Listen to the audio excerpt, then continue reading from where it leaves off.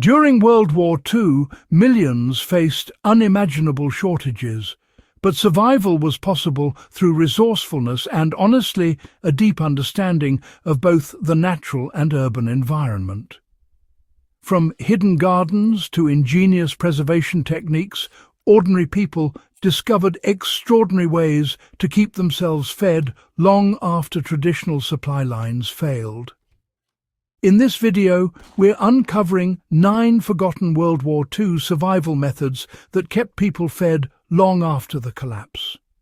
If you're passionate about history, survival and strategies that truly worked, do subscribe to After the Sirens and comment below on which method surprises you the most.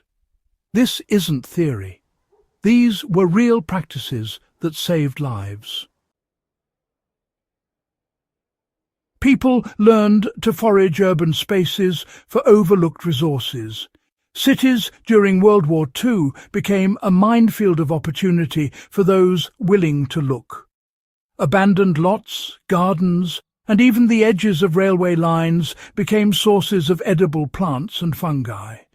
Civilians learned to identify safe mushrooms, wild greens, and root vegetables that grew in cracks and abandoned spaces. For modern survivalists, the principle is the same. Scan your environment carefully. By learning local edible plants and observing areas left alone by human activity, you can tap into a renewable, often overlooked food source. Rationing forced people to innovate with substitutes. With strict government rationing, substitutes became essential.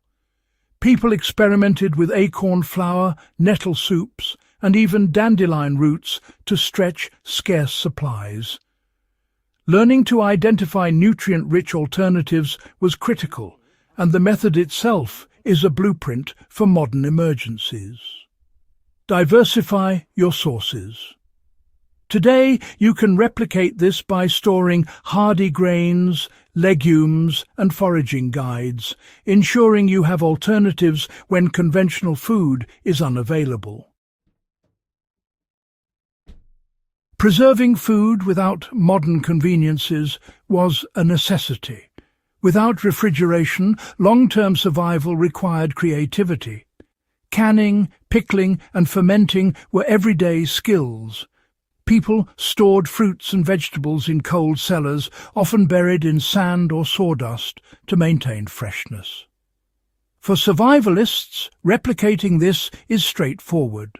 Root cellars, fermentation jars, and airtight containers can extend shelf life dramatically, reducing dependency on commercial preservation methods. Secret gardens offered autonomy in the heart of urban warfare. Even small balconies, windowsills and rooftops became makeshift gardens. Citizens planted potatoes, cabbages and herbs in any available soil. Urban gardening wasn't just about sustenance, it was about control over one's survival. You can apply this today by maximizing vertical space, container gardening and using compost to improve yield, skills that directly mirror these wartime techniques. Community barter networks, replaced traditional supply chains. Neighbours often traded goods, herbs and small livestock to stretch resources just a bit further. Sharing surplus produce became, a real lifeline for many. Understanding and applying these principles can modernise emergency preparedness. Establish trustworthy barter systems or local cooperative networks that can function when traditional supply systems collapse. Hidden caches and storage methods prevented total loss. People hid preserved food in attics, basements, and even buried pots in backyards to prevent theft and spoilage. The lesson for today is simple. Redundancy and concealment can make survival resources last longer. Knowing how to discreetly store food while maintaining access can mean the difference between hunger and sustenance. Resourcefulness extended to protein sourcing. With meat scarce, people turned to small livestock like rabbits, pigeons, and backyard chickens.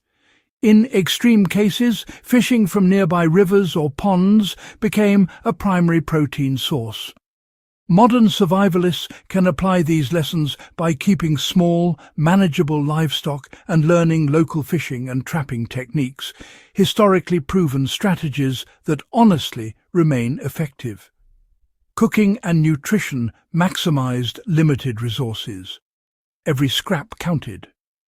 Wartime cooks developed methods to use bones, skins, and vegetable scraps to create broths and nutrient-rich meals.